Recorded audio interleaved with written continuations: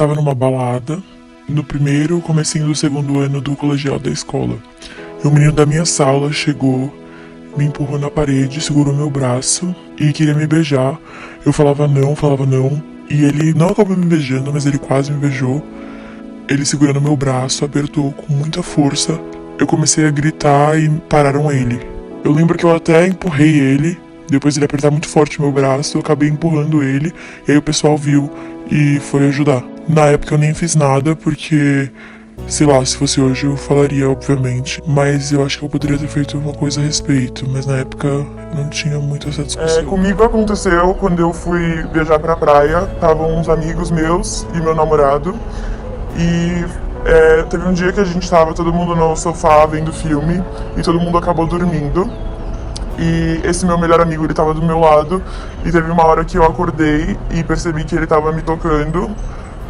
E eu fiquei em choque, eu não consegui me mexer e eu não tive nenhuma reação na hora. E aí eu fingi que eu tava dormindo, eu continuei parado ali. E eu acho que até hoje ele não sabe que eu tava acordada nessa hora. E foi uma experiência muito traumática. Depois eu não conseguia mais chegar perto dele, eu ficava tremendo e eu cortei relações com ele. O que aconteceu comigo? Eu tinha acabado de fazer 15 anos, hoje eu tenho 20, faço faculdade de Direito no Mackenzie. E enfim, eu era muito novinha na época e foi um dos primeiros churrascos que eu fui com bebida na casa de uma amiga minha. E eu lembro de ter tomado metade de um copo de vodka e apagado. Eu ia dormir lá naquela noite, só que não foi um apagão PT assim, sabe, quando a gente passa mal. Foi um apagão mesmo. Eu não sei até hoje se alguém colocou alguma coisa na bebida, mas era o padrasto dessa minha amiga. Eu lembro de algumas coisas, como ele dando banho em mim e me abusando durante o banho, e depois me violou sexualmente. Isso atrapalhou bastante a minha vida. Não era medo de me relacionar com as pessoas, mas eu me fechei muito. E eu tento lidar com isso, tocando a minha vida pra frente. Duas amigas minhas sabem, ninguém mais. Eu não quis denunciar na época porque na minha cabeça não tinha como provar.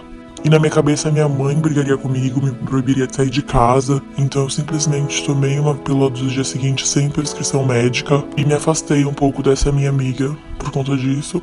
Há pouco tempo atrás eu infelizmente quase cruzei com ele, eu me senti muito mal. E eu lembro que no dia seguinte que aconteceu aquilo, que eu dormi na casa dela, acordei, vim pra casa, vim tomar banho, eu me sentia suja. Eu me esfregava, porque aquela sensação não saía. Eu era muito nova, ele tirou minha virgindade, que é uma coisa que é muito importante pra algumas mulheres, e era pra mim. E é isso, eu nunca denunciei, nunca busquei justiça, porque é uma pessoa que eu achava que ninguém ia acreditar em mim, e poderiam colocar a culpa na bebida por conta do machismo que tá muito presente na sociedade hoje em dia.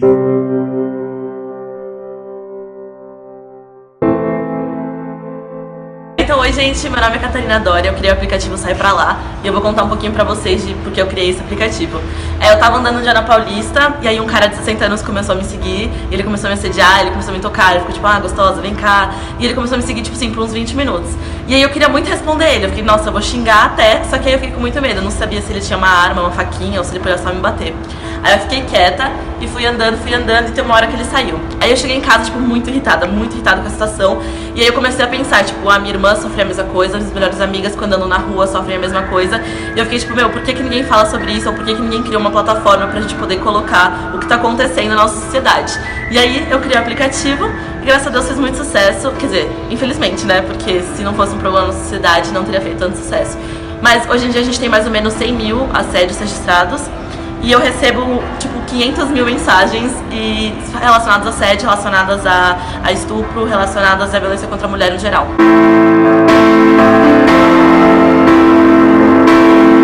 Quando a gente fala sobre assédio, é muito complicado, porque é um constrangimento pra mulher. E a gente foi criada achando que a culpa é nossa. Então se a gente anda na rua e a gente é assediada por um homem, a gente fica, a culpa é minha, é porque eu me vesti desse jeito. E hoje em dia a gente consegue ver com essas matérias que estão saindo um autoconhecimento das mulheres, e elas percebem que hoje em dia a culpa não é delas. Então se elas forem estupradas, assediadas ou violentadas, elas têm esse conhecimento que, tá bom, a culpa não foi minha, a culpa é do terceiro. As mulheres estão denunciando mais, então teve um acréscimo de 50% das denúncias. E isso é muito bom e é muito positivo, só que, infelizmente, é muito pouco. Então, se você compara o número de pessoas que registram assédio, realmente o número que está acontecendo ainda é muito pouco. A gente ainda precisa falar muito sobre o assunto para as coisas mudarem.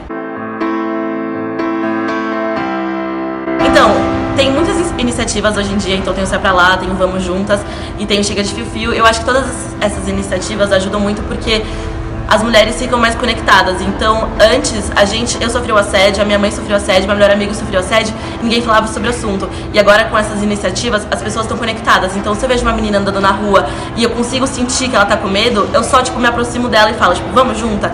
Então, é uma coisa que a gente vai criando consciência juntas e vai empoderando todas as mulheres. Então, antes as mulheres estavam com mais medo de andar na rua e agora, por saber que as pessoas estão mais conscientes, elas têm mais liberdade, elas estão cada vez se soltando mais pra ir mais longe, andar à noite.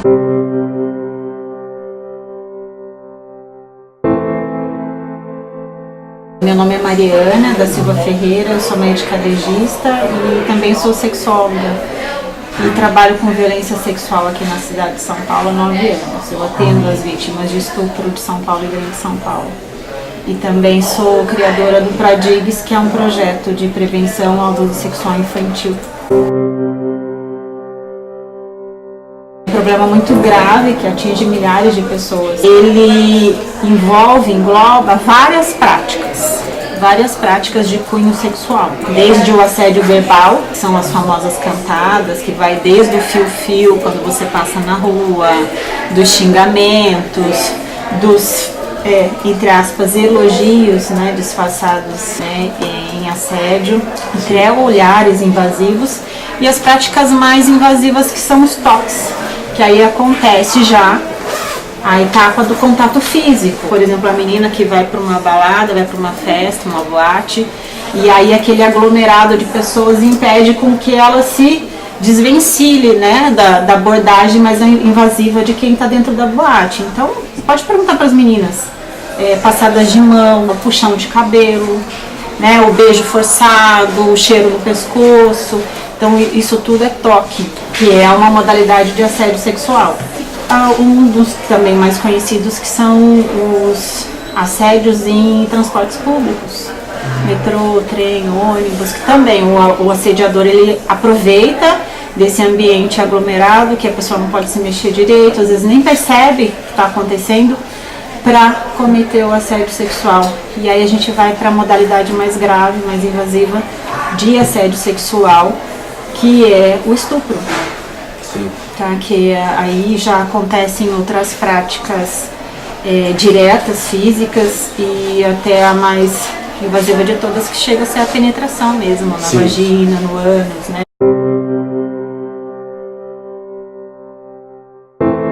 Em relação a dados, o que a gente tem? Tem um trabalho feito pela ActionAid recente, desse ano, que é uma organização internacional que trabalha com questões sociais, questões de gênero, que foram entrevistadas mulheres de vários países, Brasil, Tailândia, Índia, Inglaterra, aonde eles constataram que no Brasil 88,6% das mulheres relataram algum tipo de assédio sexual, desses que eu falei para vocês, durante a vida.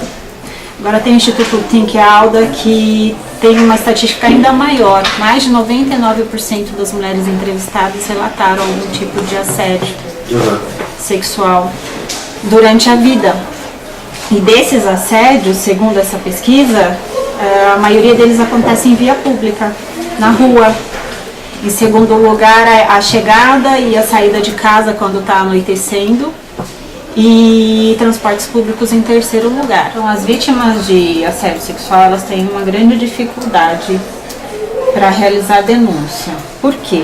São vários os motivos, mas quais são os principais? Medo, elas têm medo de denunciar, elas têm vergonha, elas têm medo da retaliação do agressor e da própria sociedade. E é a certeza da impunidade. Muitas me dizem o quê? Falam assim, eu não denunciei na época porque eu sei que não ia acontecer nada com ele. E aquela cultura do estupro, não existe só a cultura do estupro, também existe a cultura do assédio sexual.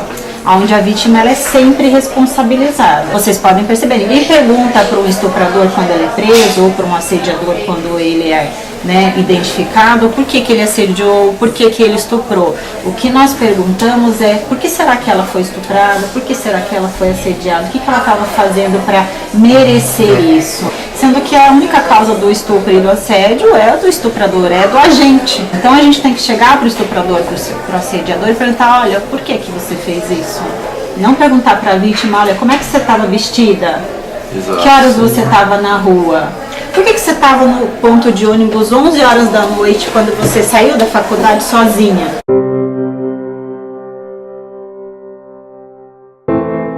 Nos últimos 10 anos, mais ou menos, por causa dos movimentos femininos, por causa das organizações, da alteração das mudanças das políticas públicas, as mulheres elas estão ganhando mais força para realizar a denúncia tanto de assédio sexual quanto de violência física. Por causa da Lei Maria da Penha, a criação do Disque 100, a criação do Disque 180, então ela tem uma facilidade maior.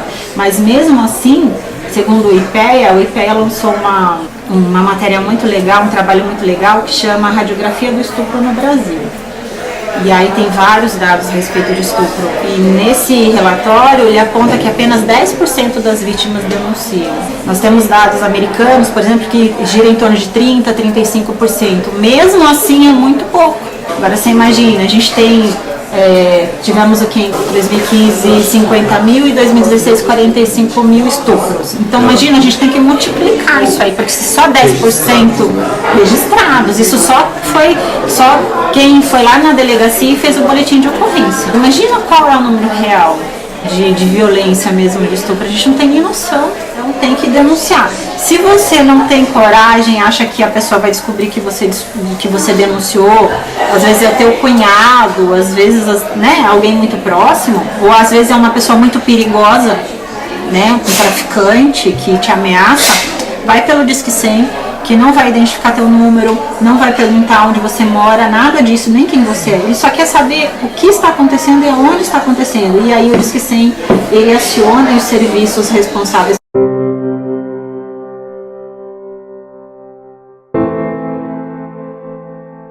Infelizmente não.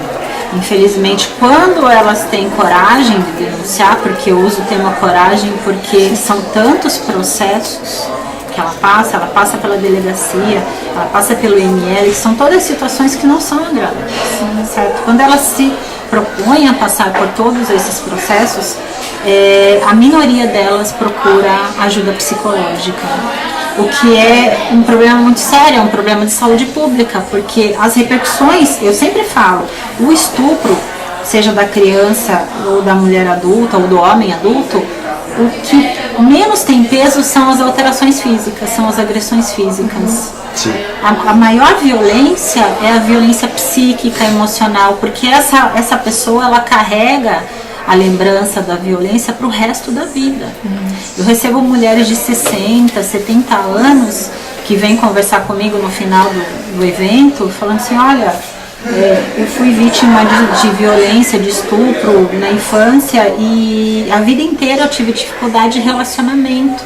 Tipo, eu amo meu marido, eu sou casada com meu marido há 40 anos, mas quando ele encosta em mim, volta na minha memória tudo que eu passei, então eu não consigo ter um bom relacionamento sexual. Muitas mulheres procuram ginecologistas, sexólogos com uma queixa de problema sexual. E aí quando, no decorrer da avaliação, descobre-se que a causa dessa dificuldade sexual foi o abuso na infância, por exemplo. Sim. Mas a maioria não procura mesmo ajuda psicológica e é essencial que procure, porque não dá para lidar com isso sozinho ou sozinha. Tem que buscar ajuda.